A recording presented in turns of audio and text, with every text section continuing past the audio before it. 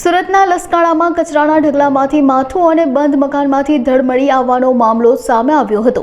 ત્યારે સુરત ક્રાઇમ બ્રાન્ચે ગુનાનો ભેદ ઉકેલ્યો છે। પોલીસે સીસીટીવી ફૂટેજમાં દેખાતા શંકાસ્પદ વ્યક્તિને આધારે ગુનાનો ભેદ ઉકેલાયો છે। મિત્રએ જ મિત્રની હત્યા કરી હોવાનું બહાર આવ્યું છે।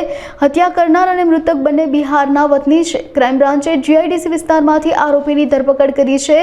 હાલ તેની સઘન પૂછપરછ કરવામાં આવી રહી છે।